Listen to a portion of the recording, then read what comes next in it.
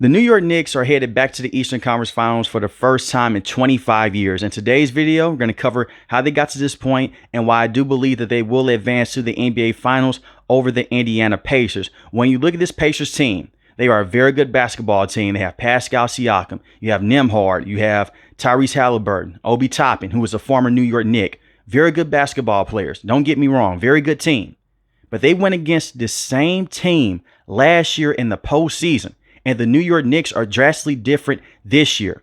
That roster had Julius Randle, Isaiah Hartenstein, Mitchell Robinson, Jalen Brunson, Josh Hart, and Dante DiVincenzo. On top of that, Julius Randle was out for that series. He missed the entire postseason run dealing with a shoulder injury, and they played better without him. That's why they traded him to the Timberwolves, but he wasn't available. Jalen Brunson goes down in Game 7. He hurts his hand. He's out for the rest of the game, fractures his hand. Josh Hart is dealing with an oblique injury. He's out for the rest of the matchup. Dante DiVincenzo was your only offensive star that could give you consistent minutes and give you consistent buckets in that game because of all the injuries, and Mitchell Robinson was out as well. And OG did a very good job in terms of matching up with Pascal Siakam. It is going to be a tough series, but I do have the Knicks defeating them in 6 or 7 games. And this is why. The Knicks from last year, they hung in there with the Pacers. It went to a 7-game series. They did not have the offensive firepower then that they have now. You see Julius Randle that you see with the Timberwolves, who's balling out on the offensive end and on the defensive end as well. He wasn't doing that with the Knicks in the postseason. In the regular season, that's a different case. In the postseason, he always was a disappointment. You bring in Cat from the Timberwolves. He has been a phenomenal stretch big. And even against the Boston Celtics, he didn't shoot the ball that well. Part of it was because he didn't take that many jump shots from 3 until Game 6 when it was time to close it out. But we know what Cat is from 3. He's one of the best offensive bigs we've ever seen. And he's been a double-double machine in the postseason against the Pistons and the same against the Celtics. And one thing that Cat has not gotten enough credit for so far in this postseason run is his defense. And I'm not saying that he's a lockdown defender, because he's not, but he has made crucial plays over and over again late in the fourth quarter around the basket and especially in the post.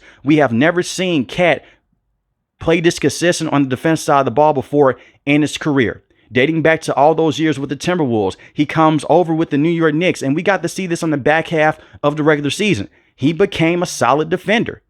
So I think that he'll match up with Miles Turner very well. And when you look at Cat, he was bringing the ball up the court against the Boston Celtics in certain possessions and just taking a 3-point shot near the logo. That's going to put a lot of stress on the Indiana Pacers, a team that likes to play fast. You look at Cat, you go down there and you get easy 2 points, let's just say on transition. Cat comes out of nowhere, hits a 3. That's putting more stress on your defense and on your offense to try to make up for that firepower with the Knicks in the front court.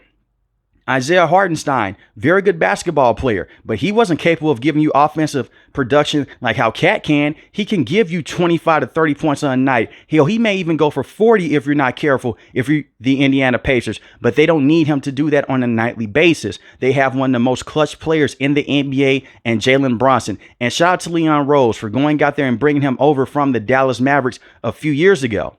He had a great playoff stretch with the Mavericks. It was a chance they could have re-signed him. He said, I'm good on that. I want to come to New York. My dad's on the coaching staff. Let's go all in. And Jalen Bronson has transformed into being one of the best offensive players in all of the NBA. He's the most clutch player, especially when you need it the most. There'll be instances to where the New York Knicks, they may need a bucket in the worst way possible to stop a run. Here comes Jalen Bronson. And he doesn't need screens to go out there and find his spots on the court. That's the one scary thing with Jalen Bronson. And we got to see this last year against the Pacers. They didn't just run a bunch of screens with Isaiah Hartenstein.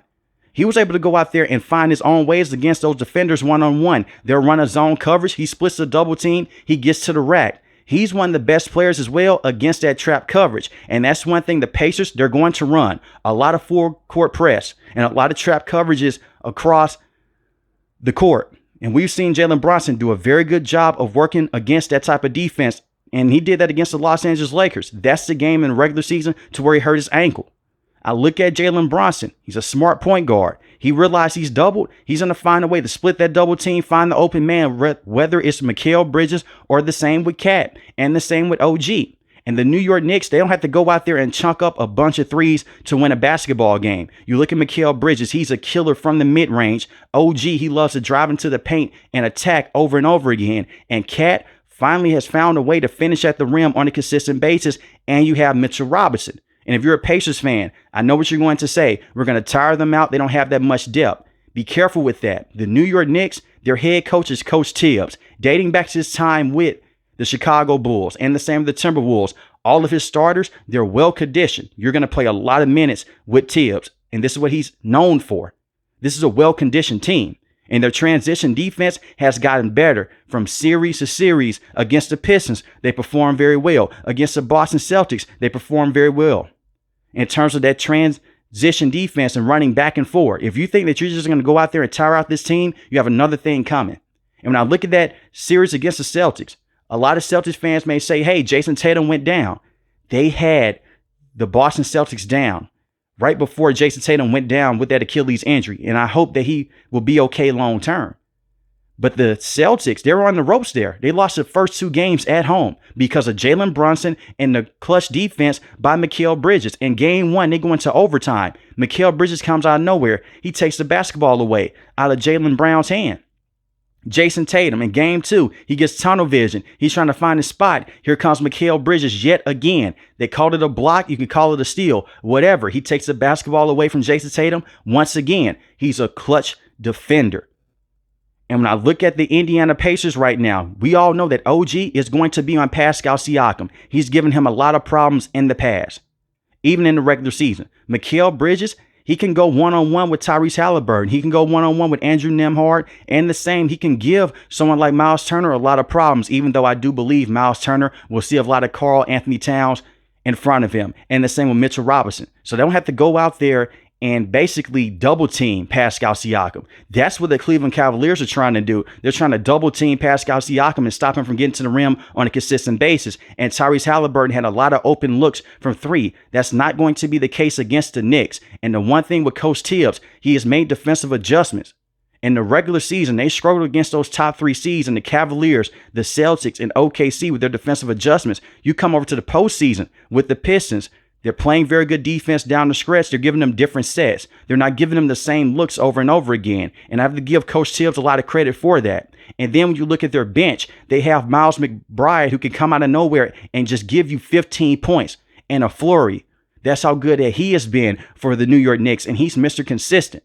This is a scary basketball team. They don't play like how other teams may play. They're not going to settle for a bunch of jump shots. They're going to find their way to the rack over and over again. They're going to out-hustle you with players like OG, Josh Hart, and the same with Mikal Bridges. And I want to say this about Josh Hart, Mr. Triple-Double himself. Inconsistent shooter from 3, but when he gets it going, he's going to get it going. He can come up with clutch rebounds, especially on the offensive side. And he's a very good defender. That's another body that you could put on someone like an Andrew Nembhard, and the same with Tyrese Halliburton. So they have bodies, they have a lot of good two-way players, and they have the offensive firepower to get them over the top. It's not going to be easy against the Pacers, but considering the fact that the New York Knicks were close to defeating them last year in the semifinals, and half of their team got decimated late in that series, and the fact that majority of those players weren't able to play, and they still kept that game close until it went out of hand late in the second half, I have the New York Knicks winning this series in 7 games, and I have them going to the NBA Finals. It'll be very neat if they go against the finals against the Timberwolves, considering the trade for Julius Randle and Dante DiVincenzo, and they got Cat back in return. And I'm happy for both teams. It has worked out so far for the Timberwolves, and it's definitely worked out for the New York Knicks, and give Leon Rose a lot of credit. It's crazy to see a New York Knicks team have Emmanuel Quickley and have RJ Barrett, and they turn those 2 players around to bring in OG. You traded 5 first-round picks for Mikal Bridges. All of those trades have finally worked out for the New York Knicks, and I'm happy to see the team be in this situation. But let me know in the comment section below, how do you feel about the New York Knicks, and do you have them as the favorite in the Eastern Conference Finals? If you're new to the channel, hit the subscribe button. If you like the video, hit the like button. Most importantly, want each and every last one of you guys stay safe, stay positive. Thanks for the video, guys. God bless. Peace.